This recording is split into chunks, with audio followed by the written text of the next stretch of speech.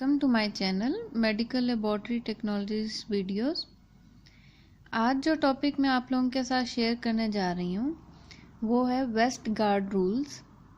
Waste guard rules जो हैं ये सबसे इम्पॉर्टेंट टॉपिक है क्वालिटी कंट्रोल में, और जो लैब में हम कंट्रोल्स डेली रन करते हैं मशीन्स में, तो उन कंट्रोल्स को चेक करने के लिए कि आइदर वो कंट्रोल सही जा रहे हैं या गलत जा रहे हैं, यानी कि हम लोगों का ग्राफ जो है वो नॉर्मल है या एबनॉर्मल है, उसको चेक करने के लिए वेस्ट गार्ड रूल्स जो हैं ये बहुत ही इम्पोर्टेंट हैं। और आपको इसका नॉलेज होना चाहिए कि वेस्ट गार्ड रूल्स को हम कैसे अप्लाई करेंगे लेवी-जेनिंग ग्राफ में। लेवी-जेनिंग ग्राफ जैसा कि आपको मालूम है, जो भी कंट्रोल हम रन करते हैं वो ग्राफ जो है वो लेवी-जेनिंग ग्राफ में प्लॉट होता है। लेवी-जेनिंग ग्राफ इस तरह का होगा, ये वाई एक्सिस है और ये एक्स एक्सिस है। एक्स एक्सिस में आइदर नंबर ऑफ डेज लिखे होंगे या टाइम लिखा होगा, और वाई एक्सिस पे आपका मीन 1SD, 2SD और 3SD होगा। 1SD स्टैंडर्ड डेविएशन, यानी कि मीन से हटके कितनी वैल्यू आई है, डिफरेंस जो है वो मीन से वैल्यू का जो डिफरेंस है वो स्टैंडर्ड डेविएशन में कैलकुलेट होता है। तो 1SD, 2SD, 3SD। आजकल जो मशीन्स हैं नॉर्मली ऑटोमेटिक मशीन जो हम मोस्टली यूज़ करते हैं, वो तमाम मशीन जो है ऑटोमेटिकली स्टैंडर्ड डेविएशन जो है वो कैलकुलेट कर लेती हैं, या फिर अगर वो नहीं कैलकुलेट कर सकती और आपको मैनुअल भी परफॉर्म करना पड़ता है तो किट के साथ आपको मीन और स्टैंडर्ड डेविएशन दिया होगा, उसके हिसाब से आप अपना ग्राफ जो है वो ड्रॉ करेंगे। इस तरह ग्राफ ड्रॉ होगा। ये है लेवी-जेनिंग ग्राफ। अब लेवी-जेनिंग ग्राफ में हम कंट्रोल को डेली रन करेंगे और वो वैल्यूज़ जो हैं वो इस हिसाब से हम प्लॉट होती जाएंगी और ग्राफ जो है वो ड्रॉ होता जाएगा। लेकिन वेस्ट गार्ड रूल्स को हम अप्लाई करते हैं ऑटोमेटिकली। आजकल ये भी ऑप्शन है, जो नई ऑटोमेटिक मशीन्स आ रही हैं, जितने भी एनालाइजर्स हैं, उसमें आप वेस्ट गार्ड रूल्स को डायरेक्ट एक्टिव भी कर सकते हैं। अगर आप वेस्ट गार्ड रूल्स को एक्टिव कर लेंगे तो भी आप आराम से समझ सकते हैं। लेकिन आप वो रूल्स क्या हैं, मेजर जो वो रूल्स हैं वो 8 रूल्स हैं, इसके अलावा 3 अदर मल्टी रूल्स भी हैं। तो आज वो सारे रूल्स हम डिस्कस करेंगे, जो कि एक बहुत ही इम्पोर्टेंट टॉपिक है, और आई होप कि आपको ये अच्छी तरह समझ आ जाएगा। जो पहला रूल है वो है 13S।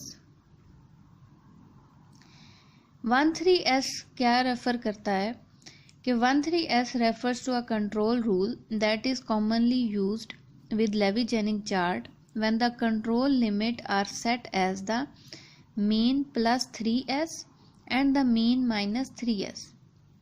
पहले आप इसको इधर तक समझें कि इसमें ये क्या कह रहा है। वो ये कह रहा है कि ये रूल तब अप्लाई होगा लेवी-जेनिंग्स में जब हम कंट्रोल लिमिट को सेट करेंगे आइदर -3S या फिर +3S तक। 3S से क्या मतलब है, स्टैंडर्ड डेविएशन, यानी कि 3SD, -3SD और +3SD।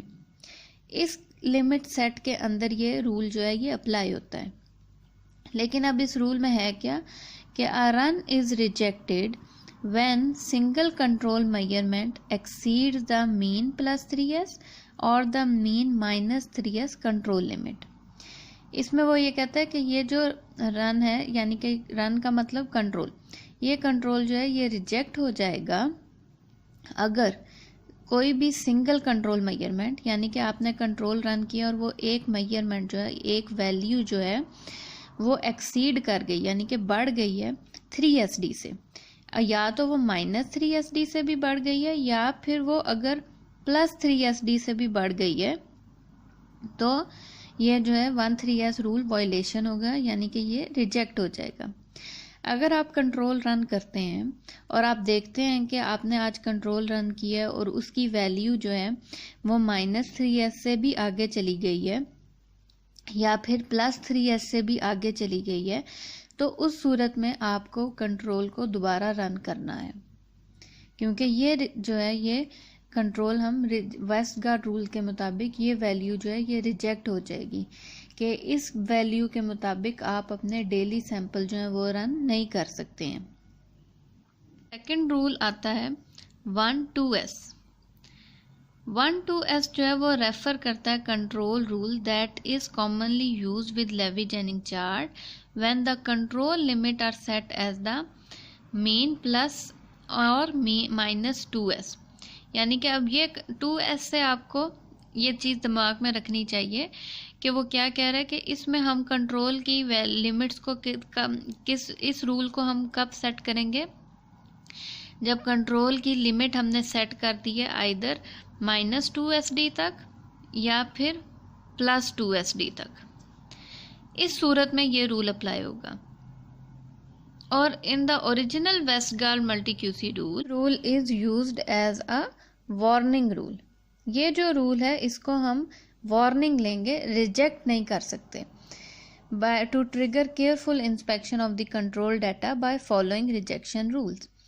ये जो हमने रूल डिस्कस कर रहे हैं, जो कि हमने बोला है कि 1-2S है, इस रूल के मुताबिक क्या है, अब आप देख सकते हैं ग्राफ के मुताबिक आप इजीली अंडरस्टैंड कर सकते हैं। हमने बोला कि ग्राफ में कि कंट्रोल लिमिट जो है वो हमने सेट की है सिर्फ अपनी -2SD तक और +2SD तक, कि हम लोगों को अपना ग्राफ जो है वो इसके अंदर सिर्फ रखना है।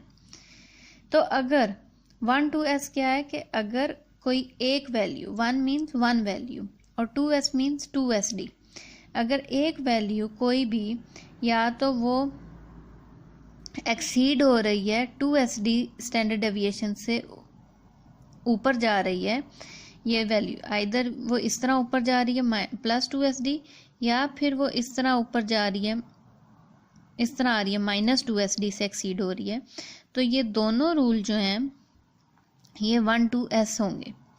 यानी कि मीन से अगर कोई एक कंट्रोल वैल्यू 2SD एक्सीड कर रही है आइदर +2SD या -2SD, तो ये रूल जो है ये वार्निंग है।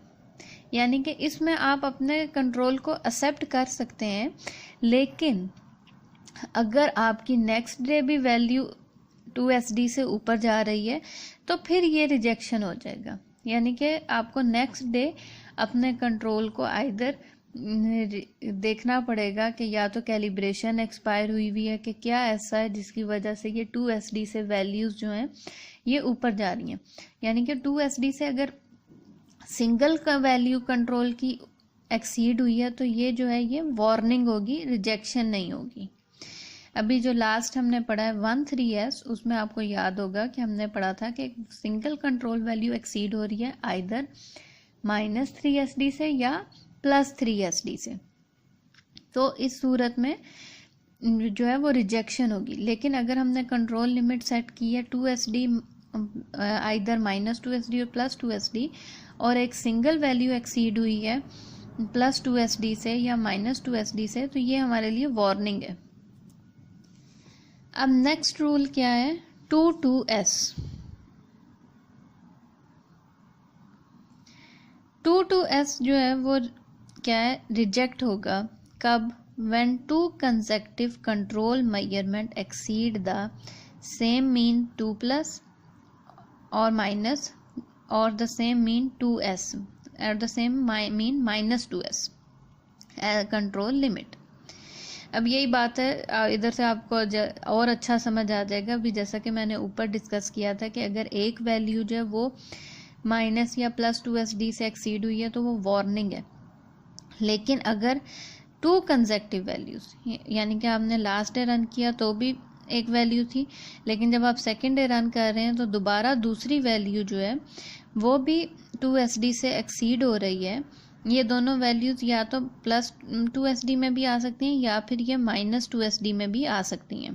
तो अगर ये दोनों वैल्यूज़ जो हैं एक्सीड कर रही हैं आइदर +2SD और -2SD, तो उस सूरत में जो है ये हम लोगों का कंट्रोल जो है रिजेक्ट हो जाएगा। तो अगर आप ये वैल्यूज़ देख रहे हैं अपने ग्राफ में, तो ये क्या है, ये वेस्टगार्ड रूल्स 2-2S को फॉलो कर रहा है और उसके मुताबिक ये रिजेक्ट रूल है। यानी कि इसके मुताबिक आपको अपने कंट्रोल को रीरन करना है। इस कंट्रोल के मुताबिक आप पेशेंट के सैंपल्स को रन नहीं कर सकते। नेक्स्ट आता है R4S।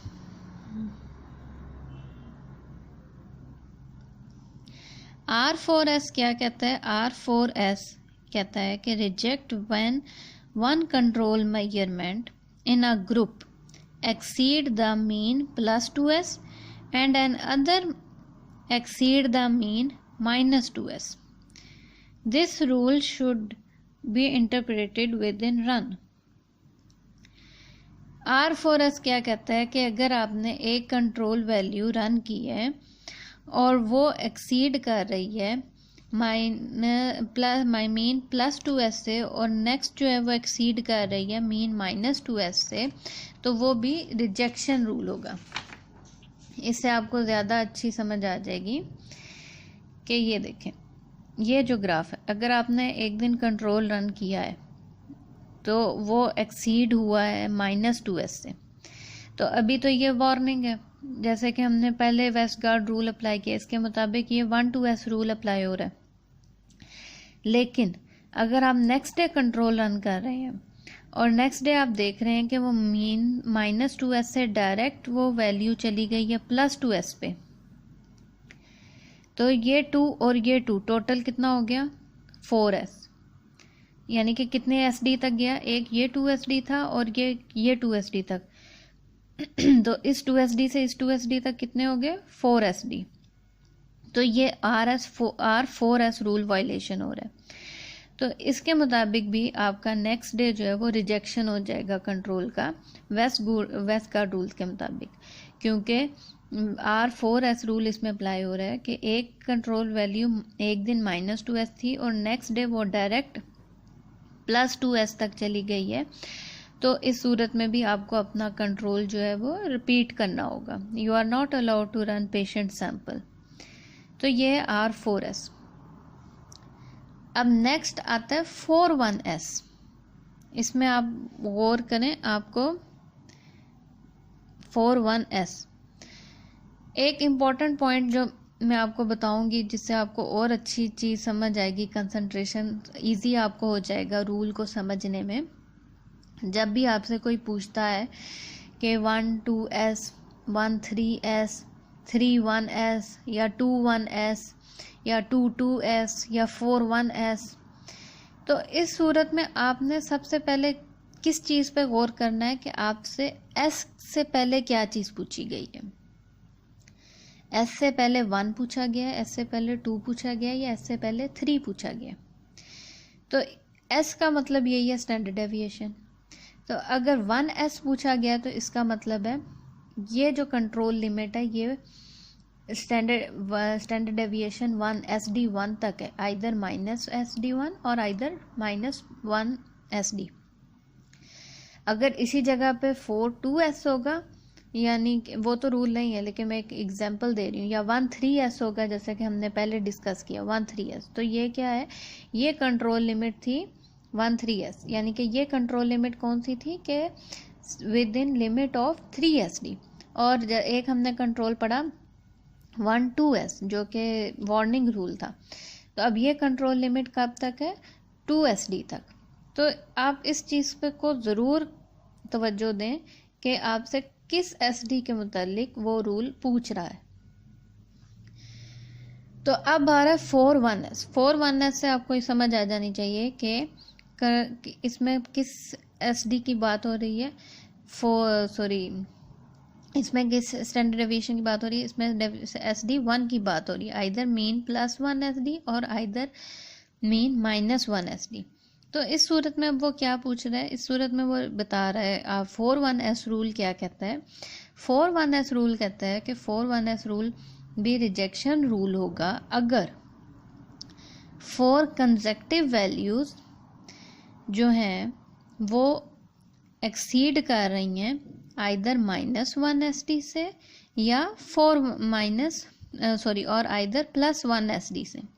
अगर 4 कंसेक्टिव वैल्यूज़ आपकी सेम आ रही हैं -1SD के, नीचे आ रही हैं, नीचे जा रही हैं या +1 SD से ऊपर जा रही हैं, तो ये भी जो है ये 4(1)S रूल को फॉलो करता है और ये भी रिजेक्शन रूल होगा।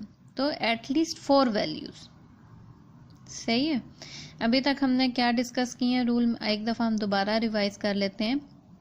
सबसे पहले हमने रूल डिस्कस किया था 1(3)S, यानी कि अगर सिंगल कंट्रोल मेजरमेंट एक्सीड की है 3 स्टैंडर्ड डेविएशन से, आइदर -3SD या +3SD, तो ये रिजेक्शन रूल होगा। और ये वेस्टगार्ड रूल का कौन सा रूल है, 1(3)S। इसके बाद हमने डिस्कस किया वार्निंग रूल के 1(2)S के अगर एक सिंगल वैल्यू एक्सीड कर गई है मीन से आइदर +2SD और आइदर -2SD, तो ये रूल था वार्निंग रूल। उसके बाद हमने डिस्कस किया था 2(2)S, यानी कि अगर 2 कंसेक्टिव वैल्यूज़ एक्सीड कर रही हैं आइदर +2SD से या -2SD से, तो ये भी रिजेक्शन रूल था। उसके बाद हमने क्या डिस्कस किया था कि R4S में हमने क्या डिस्कस किया था कि अगर एक सिंगल वैल्यू एक दिन -2SD पे है और नेक्स्ट टाइम वो +2SD तक चली गई है, यानी कि -2SD से +2SD तक कितनी स्टैंडर्ड डेविएशन आ गई, 4, 1, 2, 3, 4 स्टैंडर्ड डेविएशन। तो ये था R4S रूल जो कि रिजेक्शन रूल था। उसके बाद अब हमने क्या डिस्कस किया, 4(1)S। तो 4(1)S में हमने क्या डिस्कस किया कि अगर 4 कंसेक्टिव वैल्यूज़ एक्सीड कर रही हैं आइदर -1SD से या +1SD से, तो ये जो रूल है ये है 4(1)S रूल की वायलेशन। इसके बाद बहुत ही इजी है आपको याद रखने के लिए 10x रूल। 10x रूल ये कहता है कि अगर 10 कंसेक्टिव वैल्यूज़ किसी भी मीन की एक साइड पे जा रही हैं तो ये भी रिजेक्शन रूल है। ये अब आप देखें इसमें 10 कंसेक्टिव वैल्यूज़ जो हैं वो +1SD पे ही जा रही हैं, तो ये जो है ये 10x रूल की वायलेशन होती है। और 8x रूल भी सेम यही है कि अगर आपकी 8 वैल्यूज़ जो हैं वो कि मीन की एक साइड पे ही फॉल कर रही हैं सारी, तो ये 8x रूल की वायलेशन है। और इसके बाद है 12x rule violation. 12x rule जो है ये भी यही कहता है कि अगर 12 वैल्यूज़ जो हैं वो मीन की एक साइड पे फॉल कर रही हैं तो ये भी 12x रूल की वायलेशन है। ये सबसे ज़्यादा ये जो वायलेशन है 10x, 8x, 12x, ये उस सूरत में भी होता है कि जब आप कंट्रोल रन करते हैं तो एक मीन वैल्यू आपको एक्सपेक्टेड मीन वैल्यू जो वो कंट्रोल के साथ मिलती है लिटरेचर में, लेकिन ज़रूरी ये नहीं है कि आप एग्जैक्ट वही मीन अचीव करें जो कि आपको कंट्रोल पेपर में मिला गया है, क्योंकि आपकी मशीन के मुताबिक उन्होंने किट ने एक मशीन के मुताबिक वो आपको वैल्यू दी है, लेकिन आपकी मशीन जो है वो अपना मीन जो है वो खुद कैलकुलेट कर लेगी। तो आप अक्सर देखेंगे ग्राफ में आपको 2 वैल्यूज़ आपको मिली होती हैं, रेफरेंस वैल्यू और मीन कैलकुलेटेड वैल्यू। अब रेफरेंस वैल्यू वो वैल्यू होगी जो आपने किट से मशीन के अंदर फीड की है, लेकिन मीन कैलकुलेटेड वैल्यू कौन सी होगी, जो कि मशीन आपको खुद बता रही है कि जो मेरा मीन है वो ये कैलकुलेट हो रहा है। तो आपको फिर ये करना होगा कि जब आप देखते हैं कि 8 वैल्यूज़ मिनिमम 8 वैल्यूज़ आप देख रहे हैं वो कंट्रोल के एक ही साइड पे फॉल कर रही हैं, तो इसका मतलब ये भी है कि आपको अपना मीन को दोबारा एडजस्ट करना है कि जो मशीन का मीन आ रहा है आप उसको उस रेफरेंस की जगह चेंज कर सकते हैं।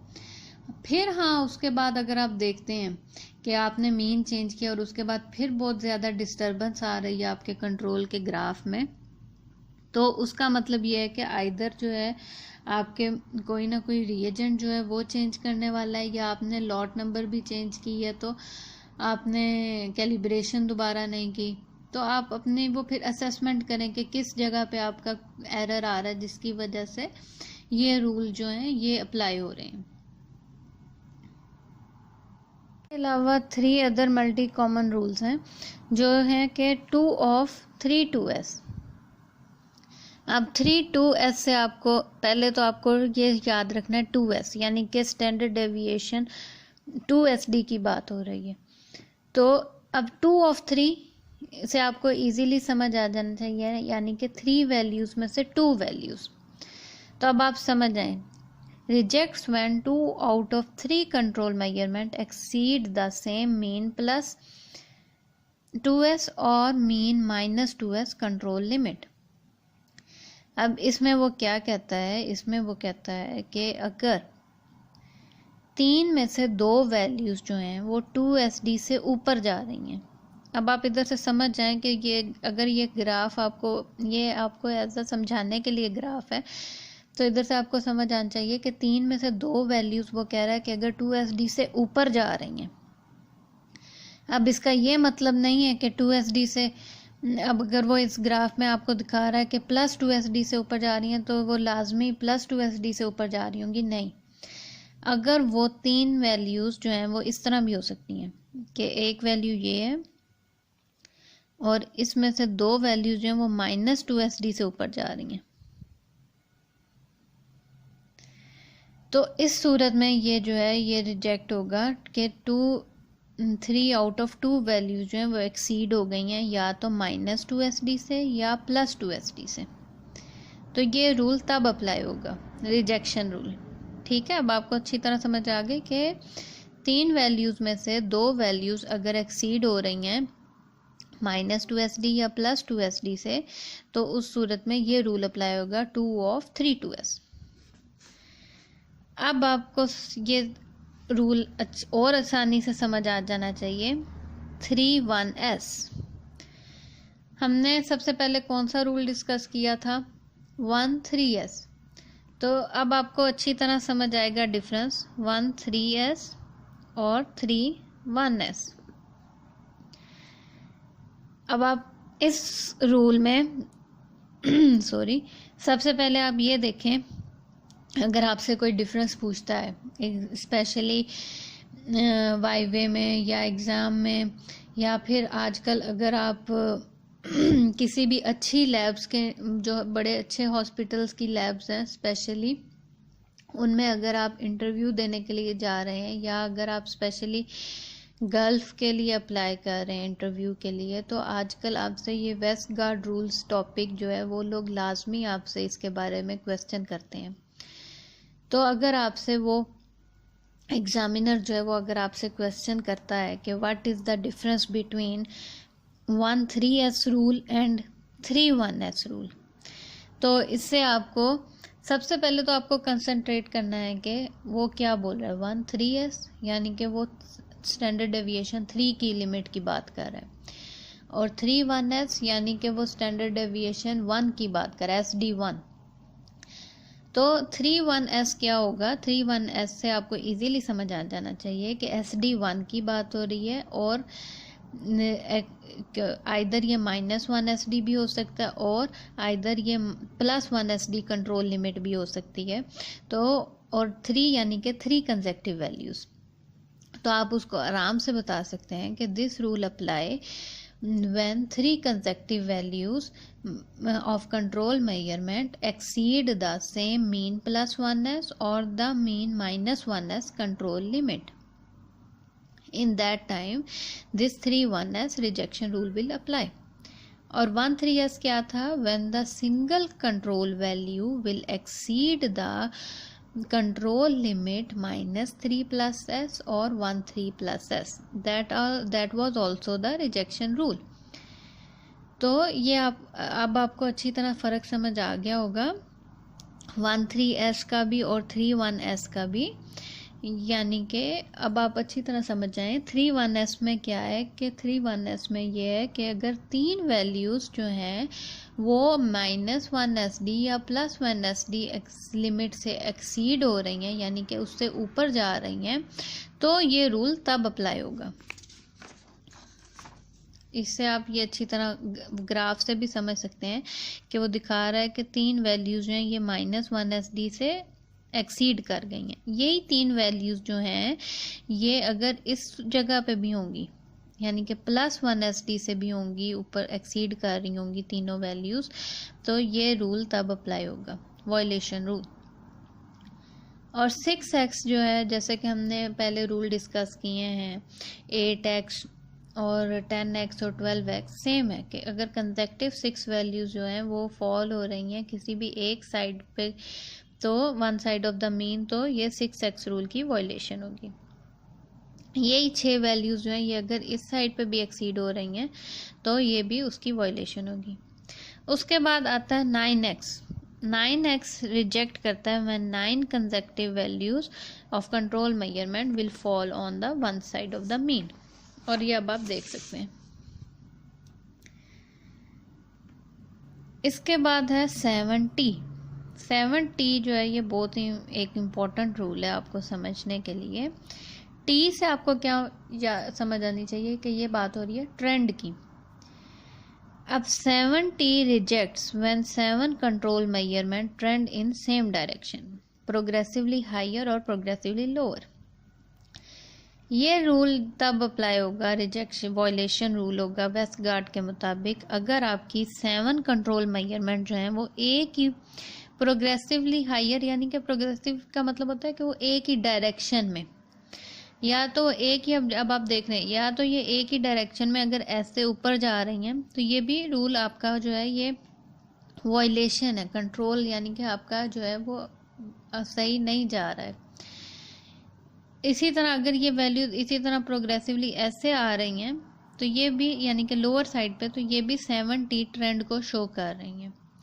7t ट्रेंड जो है ये मोस्टली उस सूरत में होगा अगर आपका रिएजेंट में कंटेमिनेशन है, या आपकी मशीन्स में कोई ट्यूब्स के अंदर कंटेमिनेशन है, या फिर आपका जो लाइट सोर्स है वो उसमें कोई बल्ब जो है वो या फ्यूज़ हुआ है, तो उस सूरत में जो है ये 7t ट्रेंड की जो कॉज है ये हो सकती है, वजह बन सकती है 7t ग्राफ आने की। अब जैसा कि एंड पे मैंने आपको ये 7t यानी ट्रेंड के बारे में बताया है, तो आपको ट्रेंड और शिफ्ट का फ़र्क जो है वो अच्छी तरह से मालूम होना चाहिए कि ट्रेंड और शिफ्ट में क्या डिफरेंस है।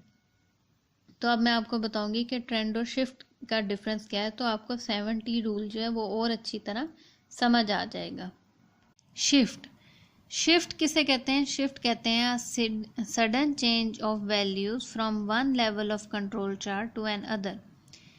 शिफ्ट यानी कि अगर आप देख रहे हैं कि आपकी ग्राफ में सडनली एक चेंज आ गया है, एक लेवल कंट्रोल आप रन कर रहे थे, उसके बाद जब आपने दूसरा कंट्रोल लेवल रन शुरू किया, यानी कि एक पर्टिकुलर डेज के बाद आप देख रहे हैं कि आपका कंट्रोल ग्राफ जो है वो अब एक दूसरी डायरेक्शन में जा रहा है, तो उस सूरत में हम शिफ्ट बोलेंगे। एक सडनली आप एक चेंज देखेंगे अपने ग्राफ में।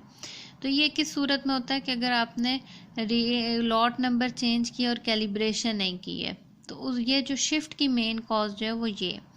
लेकिन ट्रेंड क्या है? ट्रेंड जो है वो कंटिन्यूसली मूवमेंट ऑफ वैल्यूज़ है इन वन डायरेक्शन ओवर 6 और मोर एनालिटिकल रन, यानी कि आप एक डायरेक्शनल मूवमेंट देख रहे हैं, या तो वो एक साइड पे ऊपर की तरफ जा रहा होगा या एक साइड पे बिल्कुल नीचे की तरफ आ रहा होगा, और अगर आप देख रहे हैं 6 से ज़्यादा कंट्रोल वैल्यूज़ को, तो वो ट्रेंड होगा।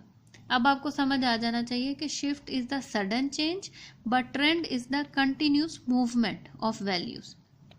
तो ट्रेंड की मेन वजह क्या है कि अगर आपका रिएजेंट ख़राब हो गया है, या कोई ट्यूबिंग, मशीन की ट्यूबिंग या लाइट सोर्स में प्रॉब्लम है।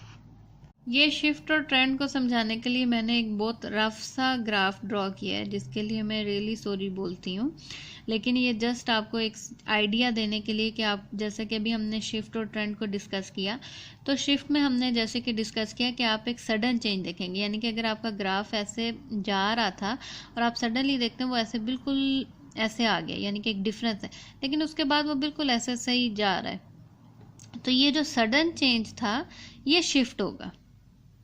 ठीक है, अब आपको समझ आई कि अगर आप कई दफ़ा देखते हैं कि या तो आपने कंट्रोल कैलिब्रेट नहीं किया, या फिर अगर आपने एक रिएजेंट को डाइल्यूट करके जब आपने उसको 10-15 दिन रन किया, उसके बाद जब आपने next reagent level same lot number थी, लेकिन आपने जब उसको रन किया है तो आप देख रहे हैं कि वो एक सडनली अब वो चेंज आया और उसके बाद अब वो वैल्यूज़ आ रही हैं। तो ये जो सडन चेंज होगा ये शिफ्ट होगा। ये बेसिकली इसका ताल्लुक जो है या तो रिएजेंट की कैलिब्रेशन से होगा या लॉट नंबर की चेंज की वजह से, शिफ्ट की मेन वजह है। नेक्स्ट है ट्रेंड। ट्रेंड में हमने यही बोला है कि अगर वो कंटिन्यूसली या तो वो एक डायरेक्शन में ऊपर जाता जा रहा है ग्राफ, या एक डायरेक्शन में आप देख रहे हैं वो नीचे आता जा रहा है। तो ये जो एक प्रोग्रेसिव डायरेक्शनल मूवमेंट है, यानी कि एक डायरेक्शनल ग्राफ जो आप देख रहे हैं, ये जो है ये क्या है, ये ट्रेंड है। तो आपको और इसमें आप क्या देख रहे हैं कि कंटिन्यूसली एक ही डायरेक्शन है, कंटिन्यूसली डायरेक्शनल मूवमेंट आप देख रहे हैं ग्राफ की।